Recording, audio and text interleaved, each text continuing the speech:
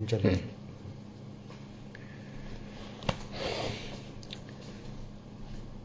evening to you.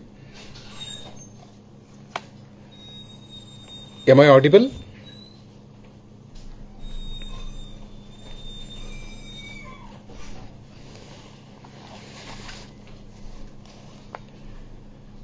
Can somebody respond to me?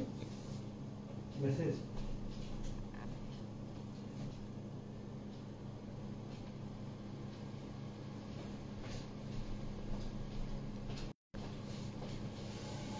Am I audible?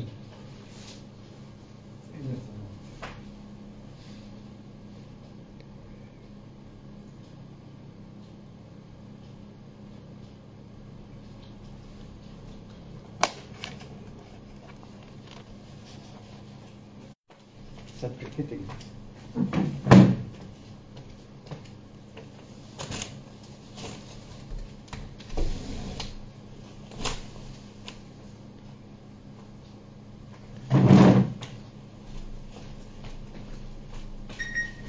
Yeah.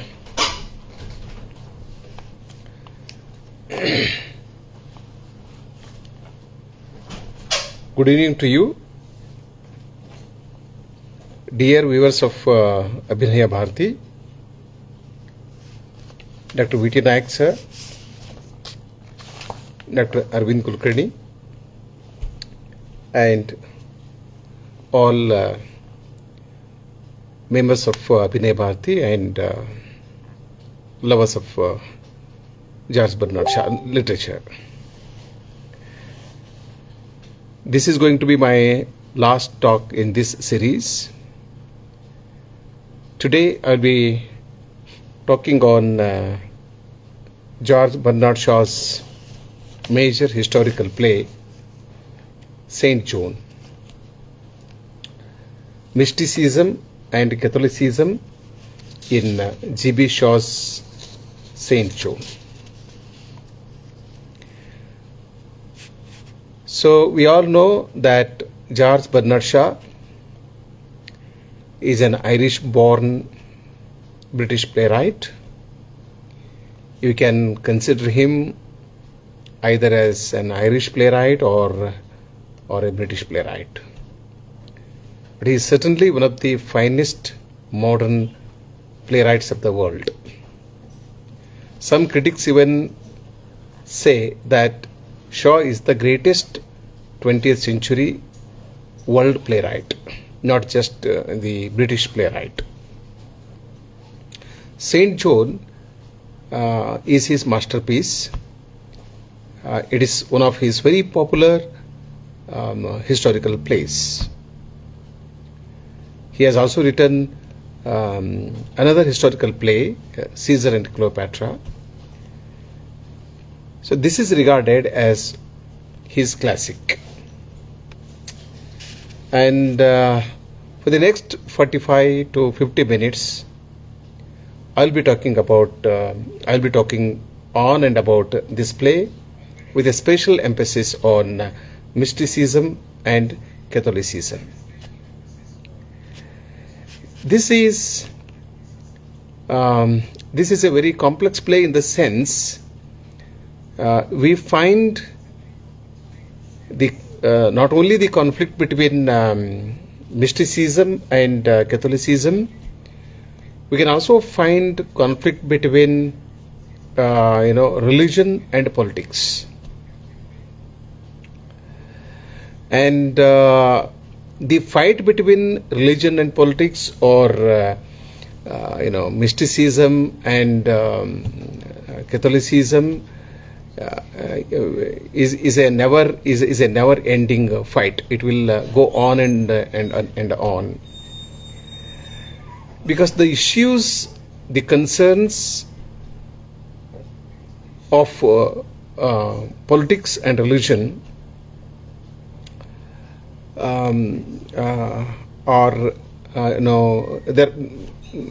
the issues and the concerns of politics and religion are not going to be solved.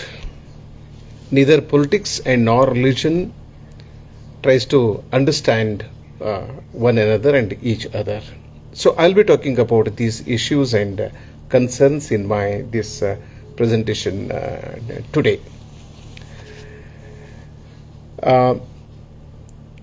This play, Saint Joan is not only a soldier. She is a young girl. She is called a woman in the play. She is not even woman. She is a teenage girl. But she has a lot of clarity about politics, about war, and about religion, and about God. We generally think that religion means God, religion means mysticism. But it's not like that. There is difference between mysticism and religion. Okay, now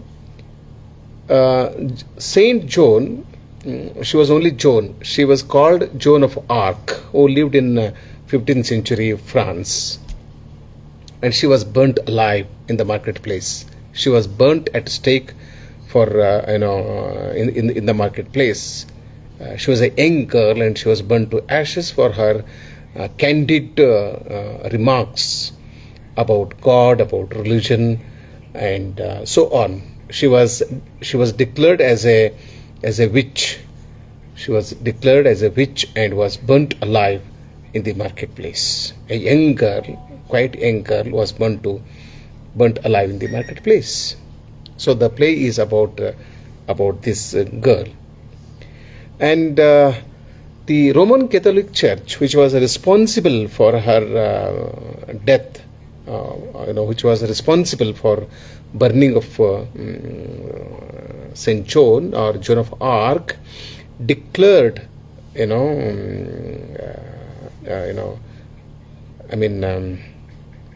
canonized Joan as saint in 1920. So she was killed in 15th century, and she was canonized by the Roman Catholic Church in 1920. This is very ironical. The church that was responsible for her death, and the church that declared her to be a witch, a heretic, after 4 or 5 centuries, realized the mistake that the institution of religion committed, and declared her, or canonized her, declared her to be saint. So this girl, Saint Joan, became Saint Joan in 1920, and this caught the attention of the playwright Charles Bernard Shaw. It appealed to him, and she started thinking about Saint Joan and the church which burnt her alive 5 centuries ago, now declaring her to be the saint. And I must try to understand. I must try to understand the reasons and so on. But I think what attracted G.B. Shaw more was the dramatic elements, the dramatic qualities in the life of Joan. Joan had lot of dramatic qualities. Her fight and her her conviction, her fight, her fearlessness, and her bravery, and so on. These qualities attracted Charles Bernard Shaw, and he decided to write a play on her. And critics consider Saint Joan as a celebration of Joan's life and the person she really was. If you read the play very minutely, very closely, you will understand what sort of man Joan was, and the amount of maturity she had at the age of 14, 15, 16, 17 and 18. And she could give direction to France, and she went to the king, crowned king, and England conquered France, and it occupied a major part of France, and major cities were also occupied by England. So England and France, I think, fought 100-year war, a long war, 100-year war. They are neighboring countries. People who talk about the conflict between India and Pakistan should know that France and England fought for 100 years, but they are good neighbors now. They are good neighbors now. Okay, and so this the problem with, it's not a problem, they are noble qualities, and sometimes noble qualities become your problems. If you are honest, it's a noble. Honesty is a noble quality. Honesty is a virtue. It said honesty is the best policy, but that honesty can go against you. If you are honest to the core, it will go against you. People talk about honesty. People appreciate honesty. I don't think people can appreciate honesty. If you are very honest, nobody will like you. The members of your own family may not like you for a high degree of honesty that you possess. Okay, and Joan, she was honest, she was very brave, she was very committed, and she had many noble qualities. So she was rejected, she was targeted, she was cornered, and at last she was killed, burnt alive in the marketplace for her so-called noble qualities. Now, let me explain in brief what made Church to go against Joan, and what made the King of France, Charles VII, to go against Joan. This is very important, and I am going to talk about it a bit later. So, Joan, she was a woman, she was a girl, she was a woman, and she wanted to be a soldier.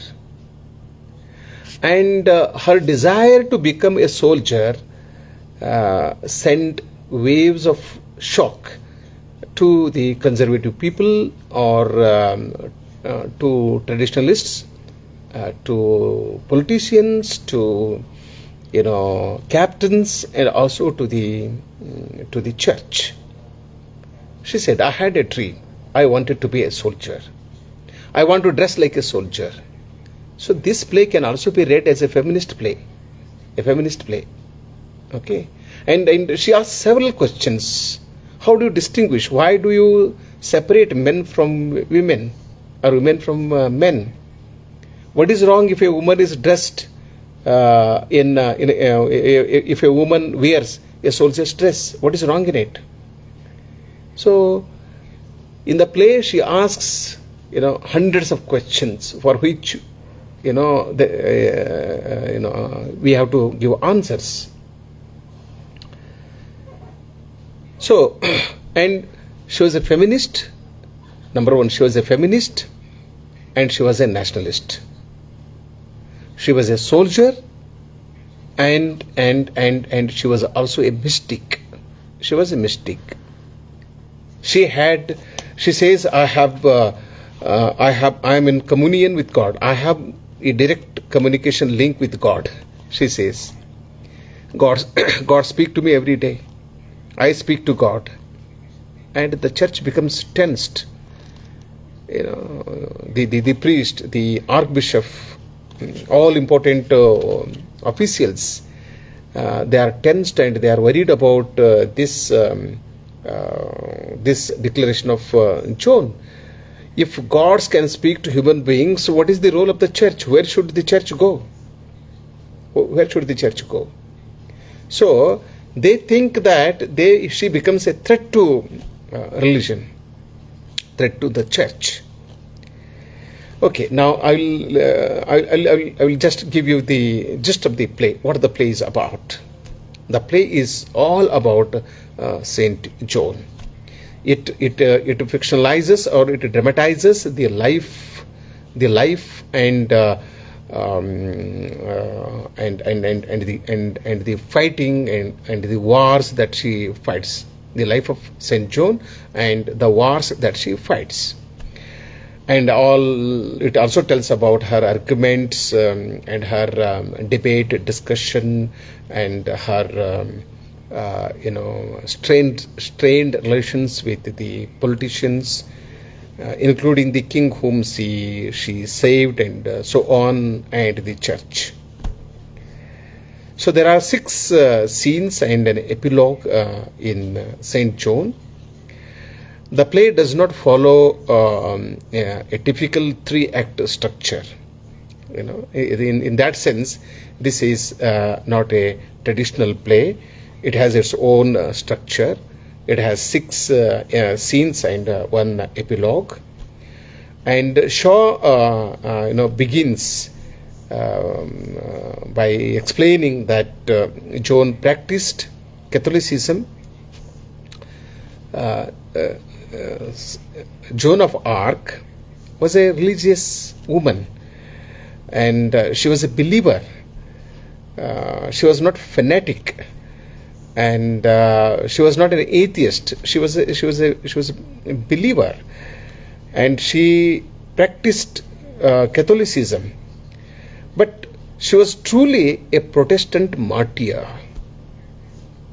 This is very important. Protestant. She was a Protestant. She protested against the dogmas of politics and church. She protested against the undemocratic, stand taken by politics and religion. So she becomes a martyr. When she was killed, she was treated as a witch. But after 4 to 5 centuries, in 1920, she was canonized. She was canonized as a saint. She becomes a saint. And she was an early feminist. She was an early feminist. There are, if you read the play, you find, a lot of dialogues which support the view that she was a feminist. And she was also a champion of nationalism. And we must know, as students of literature, that religion does not like, the church does not like nationalism, because the fight is always between the church and politics. In the case of India, maybe between church, religion and the state, But India doesn't have this problem. That's a different story, because the major religion practiced in India is not an institutionalized religion. There is an absolute freedom. You can criticize, you can criticize our gods, condemn our gods, make fun of our gods, make caricature, and it's all allowed. This is it's very ironical. I don't support this, but this is the fact. But other religions are not like that. Say one word against religion, you are executed. And write something against religion, you are prosecuted. Because they're all institutionalized religions. Hinduism is not an institutionalized religion in the sense, not only the followers of this religion, anybody, people belonging to any other religion can also talk about this religion and all that. I don't want to get into it. Just by way of example, I refer to this very important aspect of Indian religious pattern. But in England and France and so on, when last week I discussed Murder in the Cathedral, so there was a fight between monarchy and religious power and temporal power. Here is also the fight in this play. In this play, Saint Joan, we can see the same fight at a different level. So she was a feminist, and you cannot think of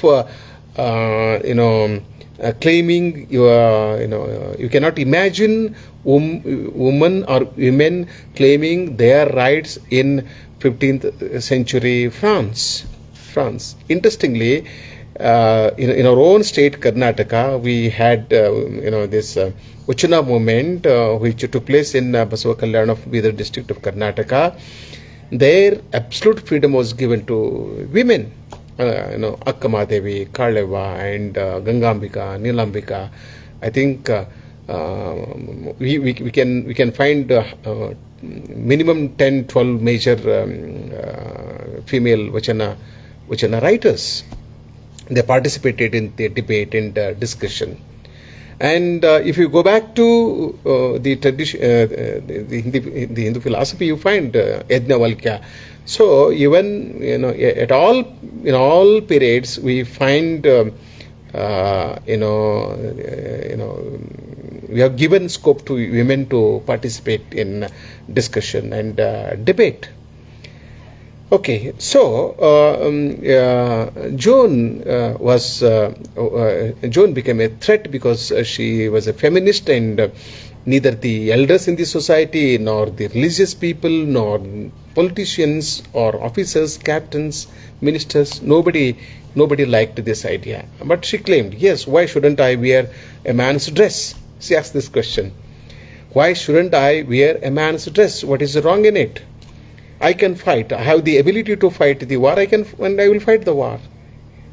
So, and second thing, she challenged patriarchal society, and the idea that God spoke through men. Why should God only speak through men? Why not women? She says, God speaks to me and through me. So this is something which the Catholic Church and the king did not like. So the play begins in 1429 in the French castle in the beginning of the play. And there is Robert. He's a captain and he's a nobleman. And he has a private farm, and there are hens in his farm, and problem is hens won't lay any eggs. They are not able to lay eggs. He's worried. Why don't my hens don't lay eggs? What is the problem? Every day they do it, and what has happened today? Meanwhile, Joan of Arc, she arrives, she comes, and she meets him and tells him, Captain, I want to be a soldier. She wants to be a soldier. And he dismisses the idea. How can you be a soldier? You are a woman, you are a girl, and girls are not built for war. You cannot fight war. This is not your cup of tea. You can't just manage it. So he laughs at her. But she keeps persuading him. No, listen to me. I can free France from England. She says, I can give liberation. I can throw them out. I can send the British army out of France if you listen to me. All major French cities have already been occupied by the British army, and the crowned king of France, doesn't enjoy any power, and nobody knows where he lays hidden. He is hiding himself. He is not able to collect army and fight. And the king of France, the crowned king of France, is very poor. He is almost like a beggar. He doesn't have money. And whatever money he has, he will drink and eat. He is not worried about the country at all. And who is controlling the king? The noblemen. and noblemen or knights are sometimes can be very dangerous. Sometimes kings are controlled by their own noblemen, their own ministers. And also Swamijis also controlled by their own devotees. Devotees dictate terms to Swamijis, and citizen and knights and noblemen dictate terms to kings. And he has become a puppet in the hands of few noblemen, and noblemen are richer than the king himself, and the king is very poor in his own country. This is the situation. And but Joan tells him, you must respect me because God speaks to me. You can't dismiss me like that. You can't insult me. You can't dishonor me like that. I'm not a simple woman. I am a woman to whom God speaks. I am in the company of God. I can hear voices, and I have voices within me. Voices within me. I can listen to voices within me and without me. I am in constant touch with God. I speak to gods, and they also speak to me. And that's why I have come to you. You make me soldier. You appoint me as a soldier. I will fight. I will free. I will get freedom for France. And I will crown the king of France. I will make him the king of real king of France. That's what she tells him. And she tells him, all right, whether you trust me or not, can you please take me to Dauphin of France, Dauphin, crowned king. Can you take me to the crowned king called, Dauphin? Then she says, if you take me to him, I assure you that I shall get him crowned. I crown the king myself, she says.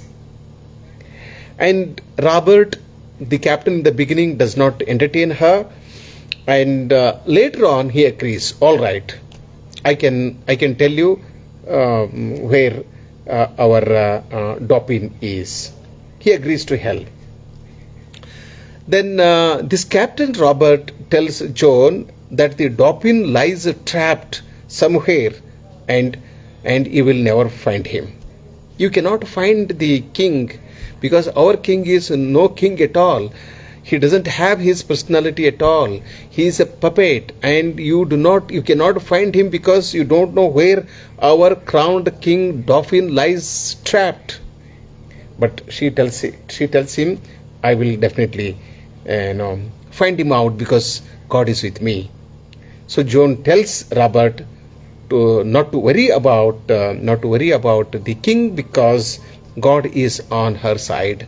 God is on their side. So she leaves him, and when she goes out, Robert just checks on the hen house, the place where hens live, and he goes there. To his surprise and shock, to his great surprise and shock, he finds that there are eggs everywhere. The house is full of eggs. So there is connection between Joan of Arc and hens laying eggs and not laying eggs. So her arrival is responsible for hens laying eggs. Then so she meets a Dauphin, the Dauphin, the king, the crowned king, and he is in a big mess. He only eats and drinks, and he eats and drinks too much, as if he is born only to drink and only to eat and sleep. He does not know, he is not ready to know that he has lost his kingdom to the British. And he is indebted to many noblemen. He has borrowed money. He's an interesting king. It's not a story. It's not fiction. It's a real story. It's a historical fact. He borrowed money from noblemen. If you read Indian history also, Several kings used to borrow money from their own ministers. Even the Rajas of Mysore also borrowed money from others. They found it very difficult to maintain their palace because they were in great debt. So the King of France is indebted to many noblemen, and he doesn't want to fight any wars.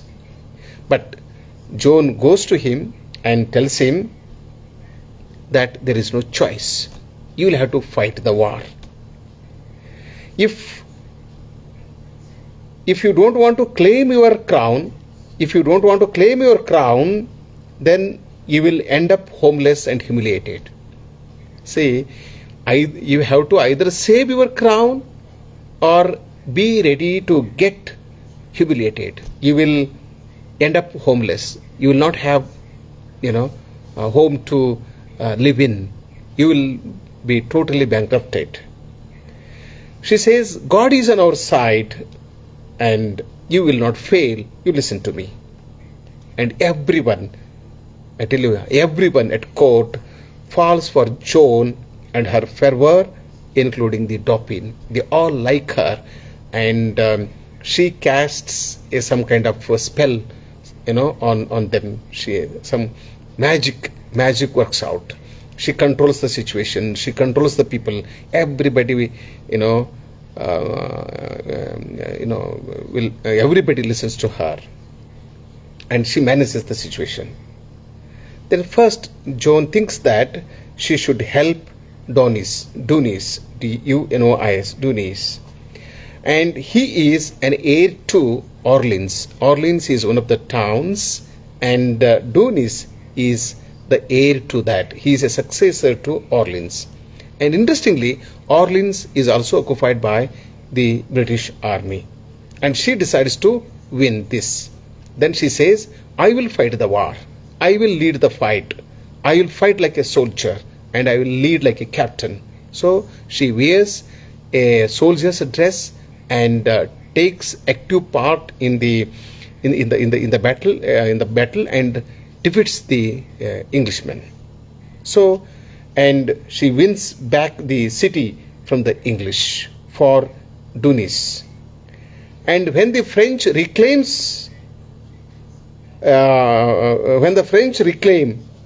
Orleans, the Dauphin may receive his coronation. And with this victory, her confidence is doubled.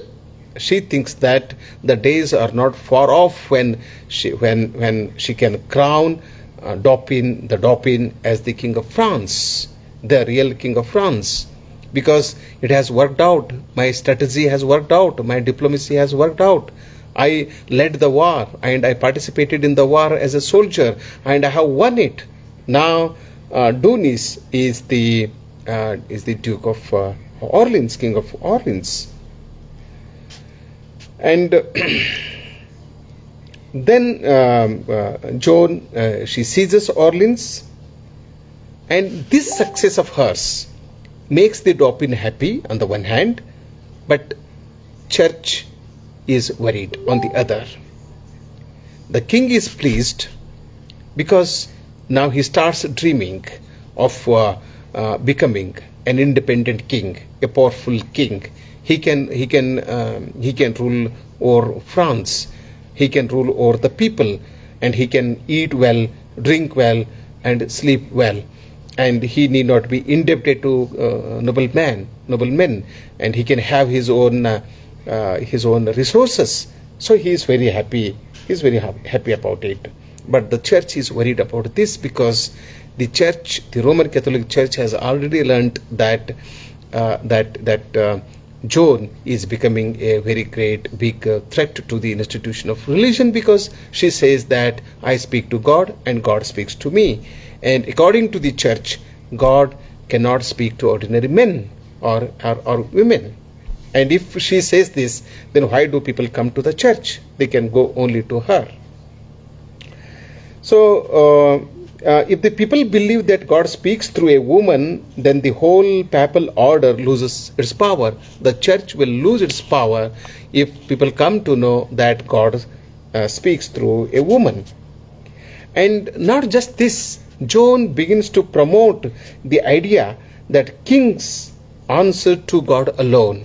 She says, I don't say that the king is very powerful on the earth. Again, the same question. Remember what Becket, told Henry II in Murdering the Cathedral. And she says,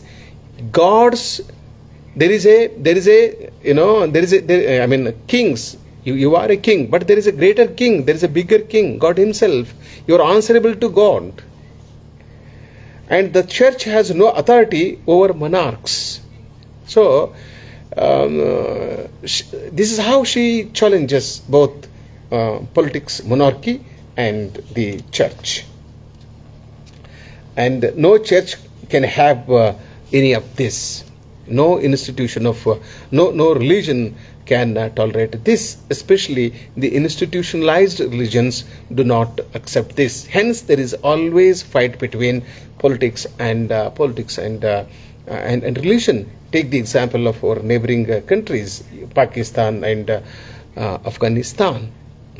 They think that yes, religion is more important than politics.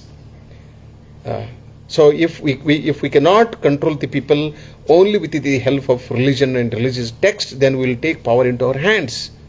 So we are the supreme leaders, both in terms of politics and religion.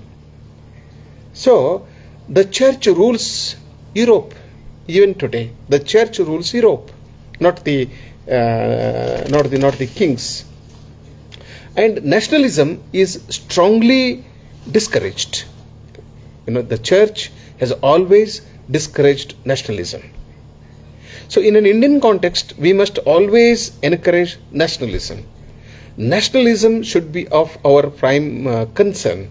We have to hold nationalism to our very close to our heart, to strengthen this nation, to bring, to stabilize the nation, to strengthen the nation. Because no one should have the authority over the church. This is the problem with the church. Unfortunately for the church, Joan appeals to French nationalists. She begins to talk about nationalism, and she begins to establish a kind of relationship with the nationalists. And with this, she poses a bigger threat, a greater threat to the church, the Roman Catholic Church. So, as a consequence of this, as a result, the senior clergy conspired together and plan on executing her as a witch. Religion or politics, they coin very fancy terms to defame the right people. Sometimes wrong people are saved, villains are saved, heroes are killed, and vice is rewarded and virtue is punished. It happens because they don't appreciate the virtue, they don't appreciate the correctness, the honesty, sincerity, pure love for the nation, for the society, and so on. So the clergymen decide to kill her and declare her as a witch, and there are this is a tool. This is a means. This is an astra. This is a weapon. So, meanwhile, what happens? Joan sees the Dauphin crowned at Reims Cathedral. So she fights against the British, and she defeats the British army in a number of battles and succeeds in making in crowning Dauphin at Reims Cathedral. He is now officially King Charles VII of France. The Dauphin now becomes the king, and he is King Charles VII of France. The man who was living like a beggar, the man who was living like a parasite, with no resource, now is declared as the King of France. and he also begins to hate her later in the play. And in the beginning, Charles has a lot of respect for Joan, and she almost worships her. But problems arise when Charles decides to negotiate a peace treaty with the English occupied Paris. Paris is still in the hands of the British, and she tells, "Let us go fight the war and throw the British out and liberate France from the France," for which the king is not ready. He says, "I will go and negotiate with him. Negotiate with I don't want to fight a war." So Joan wants to win Paris back, but the king has no appetite for further bloodshed. No more war. So there is a rift between Joan and Charles VII, the King of France. Let me draw your attention to one very important remark that Joan makes in the play. I may not find the dialogue. She tells him, "See, why we should fight against the British." She asks this question to Captain, King, and everybody. Why we should throw them out? Why we should not allow them to rule over France? She gives reasons. Number one, God has created this country for the people of France. God has created, France for the French. Similarly, he has created England for the British. So for every, class of citizen, he has created a country. Now they have occupied our country, and that is illegal. This France belongs only to the French, not to the British.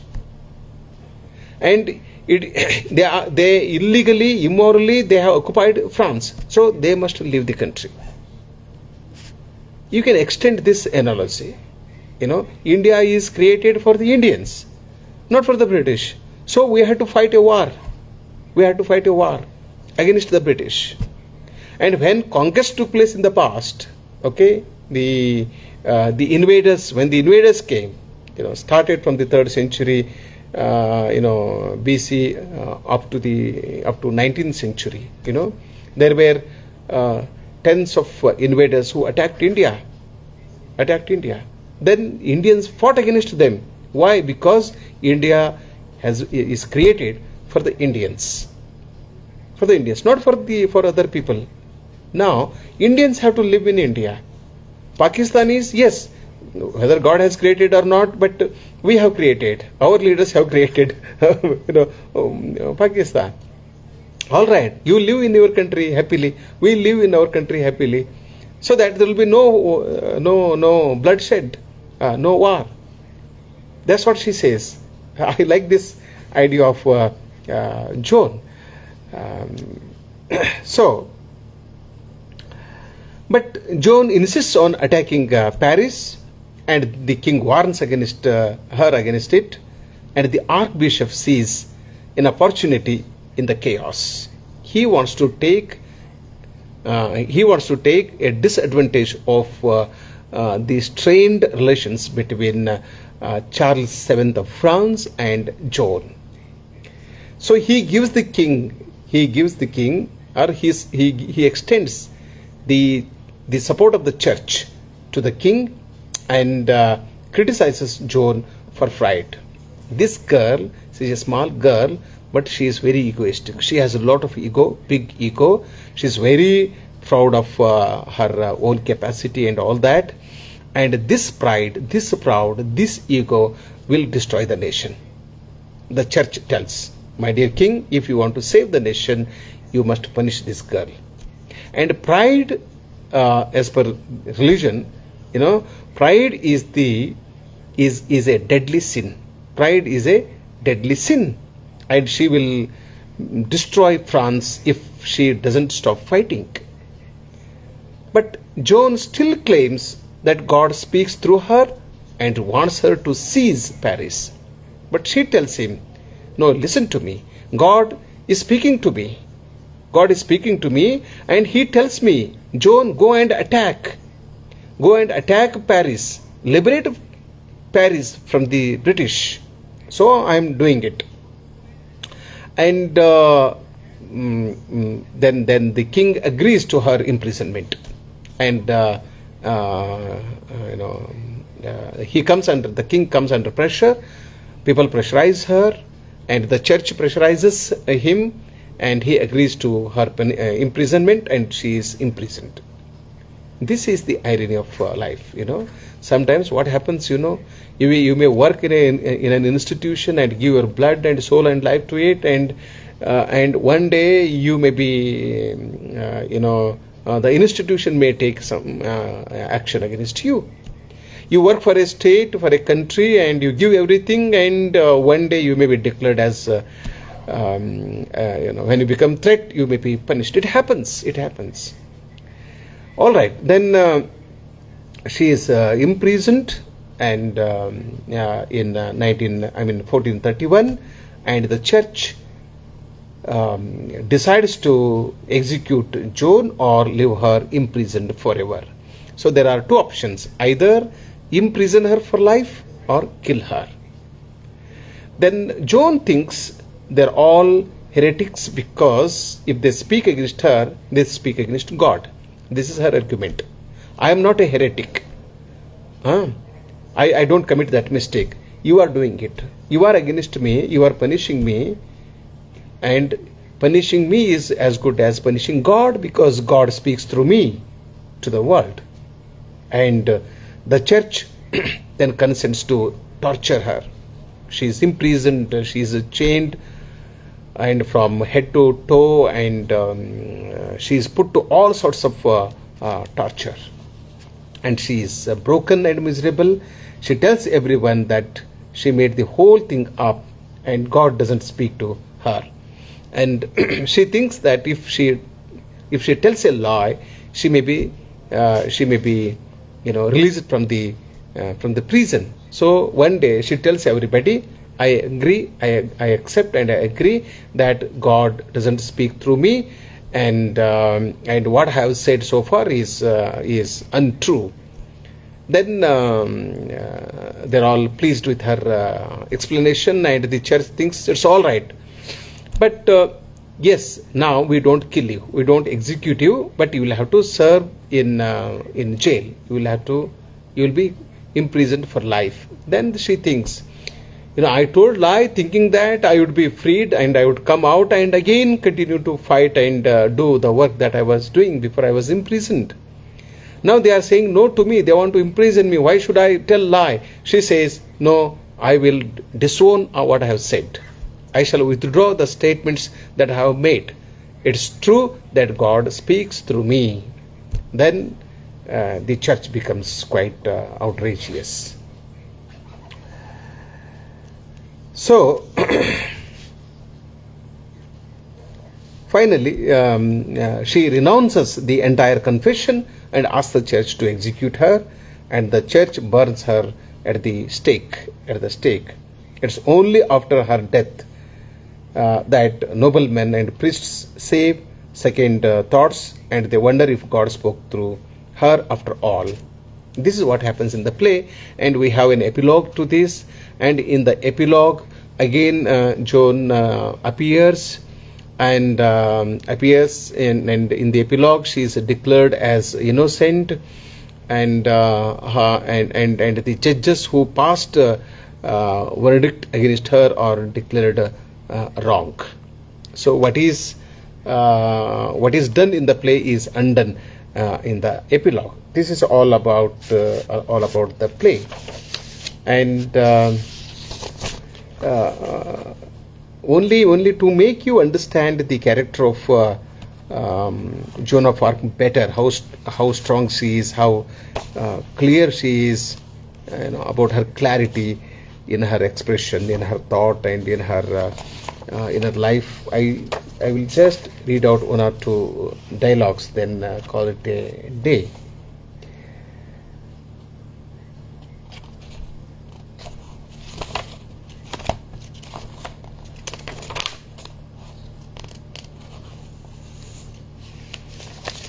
she talks about her about the torture that she is receiving.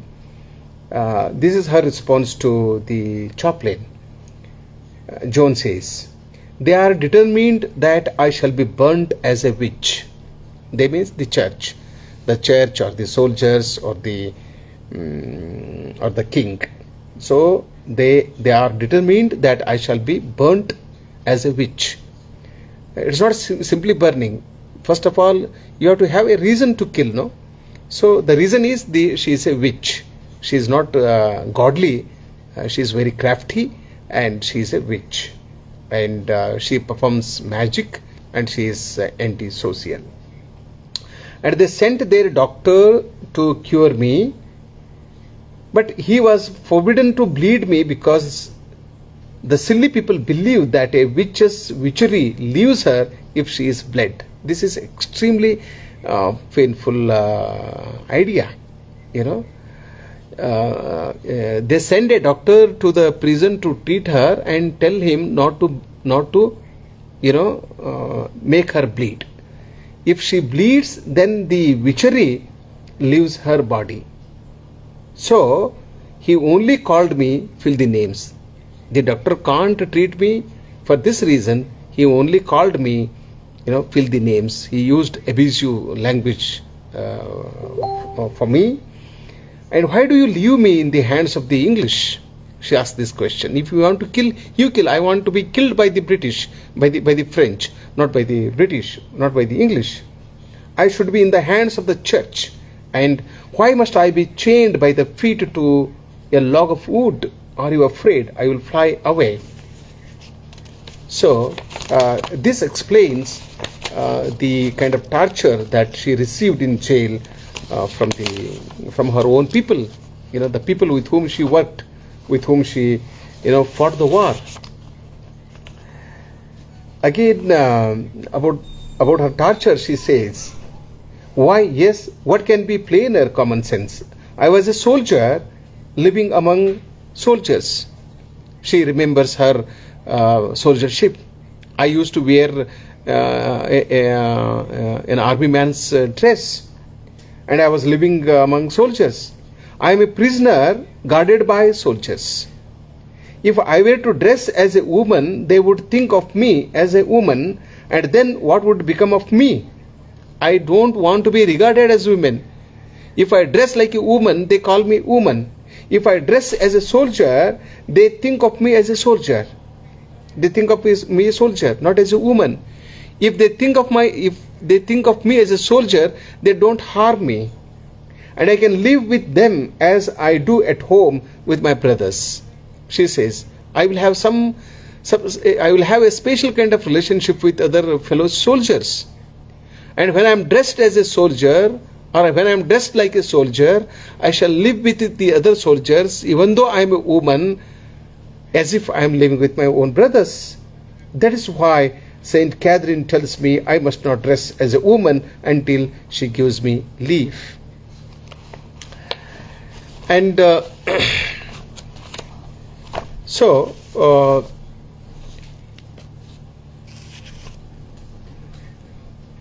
I have come to the last part of my presentation. This is an interesting play, an engaging play, and there are lots of debates in the play, and 1 hour is certainly not enough to explain the different dimensions of the play and the various nuances of the issues being discussed in the play. And this play can be read as a feminist play, as a historical play. And Saint Joan was a great feminist, and she was a nationalist, and she was also a mystic. Okay, and there is always a fight between mysticism and Catholicism. And Catholicism does not consider mysticism as a virtue because mysticism becomes a threat to the religion. And in all religions, mysticism does not go with religion, because the concept of God of a mystic is different from that of a religious man.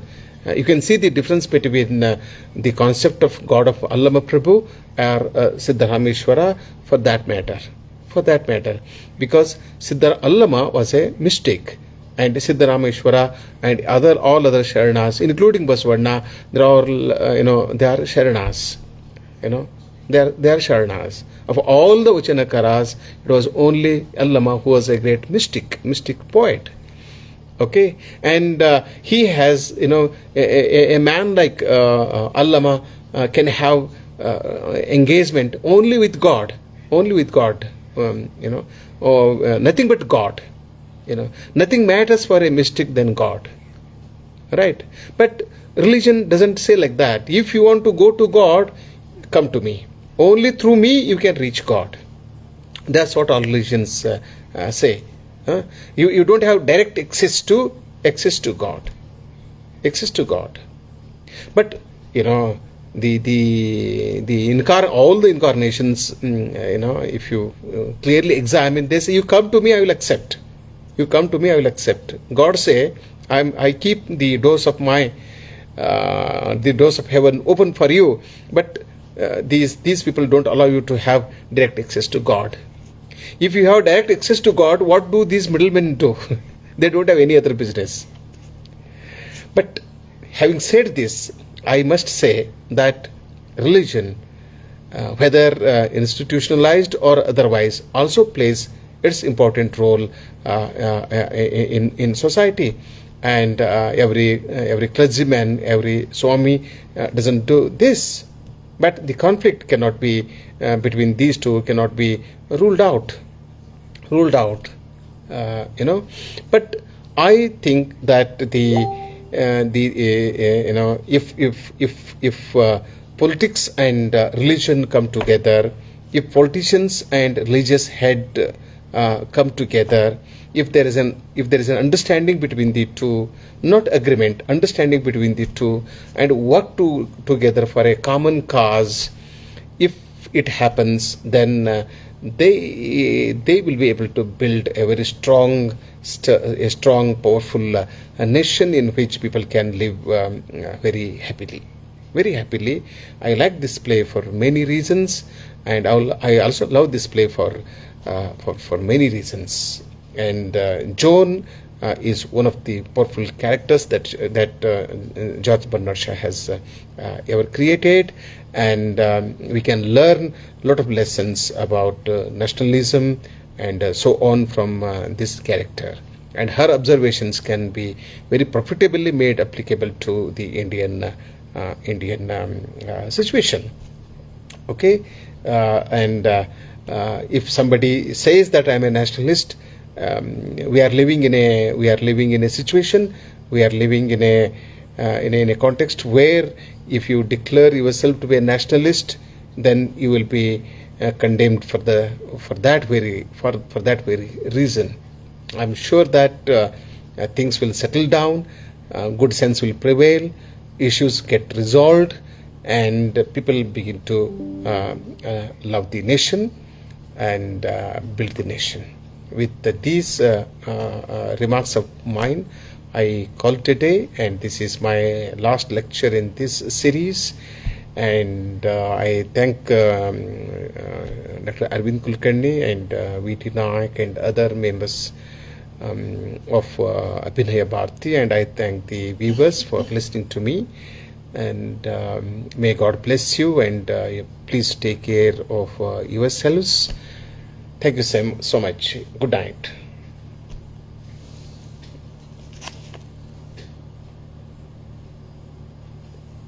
ಅದು ಹೆಣ್ಣು ಮಾಡಿದ್ರೆ sir ಕಾಲಲ್ಲಿ